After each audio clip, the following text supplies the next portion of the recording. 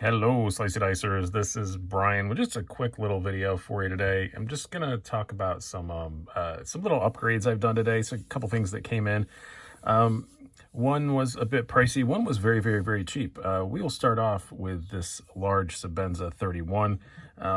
I really do like this knife a whole lot. I've never had anything against the standard pocket clip. This is the standard pocket clip. It's always been fine. It didn't really bother me, especially in the 31. They angle it so it doesn't hit the lock bar and stuff.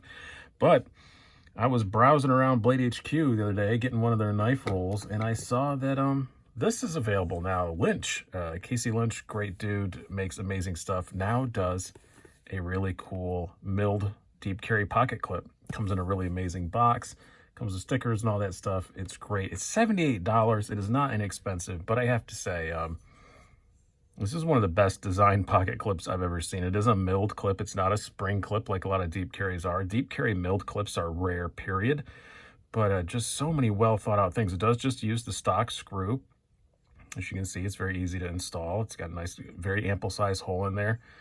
But my favorite thing about it is, look, it's ramped. Because it obviously isn't going to sit all the way down into the very small resets that's there on the Sebenza. So yeah, I didn't know he made them for the 31. I had seen that he had made some before, but I had previously looked and it just said 21. Now it's compatible with the 31. I guess it's the exact same thing. So it works fine. It still does not hit the lock bar, just as you'd expect. Doesn't affect the action at all. It does carry a bit deeper. I just like that. It slides in out of the pocket super easy. As you can see, it almost makes a recessed screw out of the standard screw. Very, very nicely done. Again, not an inexpensive upgrade, but this is not an inexpensive knife, so it doesn't bother me too much. But it comes with the small Sebenza 21 and 31, also fits the large Sebenza 21, 31 Umnumzan, small Nkosi and large Nkosi. I'm just looking at his site right now up on my screen to make sure I get them all right. But yeah, these are pretty great. And it does not bother the ergos. That's what I was worried about, was that sometimes we'll talk about it more when I get to the Bugout, that sometimes deep carry clips, especially ones this tall, cause ergo issues. This one does not. It is no more nor less comfortable in the hand than it was before. No complaints there whatsoever, at least for my size hands. It works great. And again, you don't have to worry about putting pressure on the lock bar or anything. It carries a little better, and it's just very pretty. I had no problem with the original clip, but this is great. And a lot of people do, though, say on a Sebenza, you're spending $450 and you don't even get a milled clip. Well, now you can. It's a little shorter than the previous one. As you can see, I have a couple little scuffs there from the previous one. That's where the previous one landed. So it's a little shorter, but it doesn't feel any less secure in the pocket.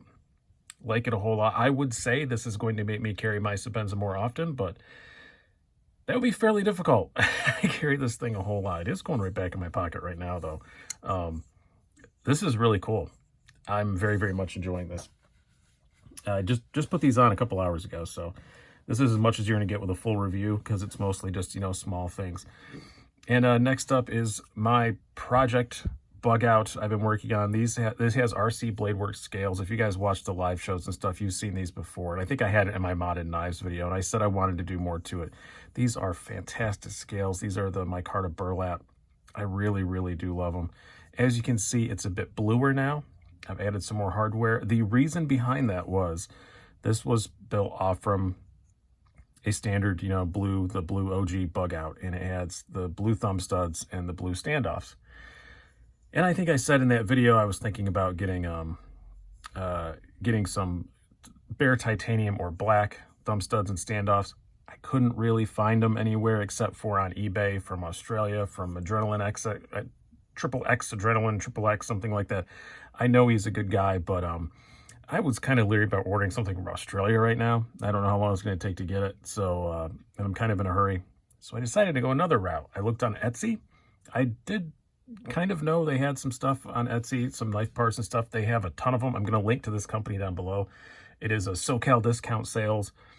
They have a ton of Bugout parts. Unfortunately, did not have matching thumb studs and standoffs, but they had a whole lot of screws and the pivot in blue. So instead of getting rid of the blue, I added more blue, and I think it came out really good. I did think about acid washing and stone washing the blade. That might happen someday, but it's not a priority to me. I think this looks really cool right now. The only part that's a little lighter is the pivot is just a little bit lighter than the thumb studs, but I guess everything's a little bit lighter than the thumb studs, but you really only notice it on the pivot. But otherwise, I think it came out really cool. I think it looks great. I'm happy with it. I did put the standard clip back on it. I did say previously, I felt like it was a bit of a hot spot because these scales are just a little bit thicker than standard, and I felt like it was a little bit of a hot spot, but yeah, it's all right. It's fine.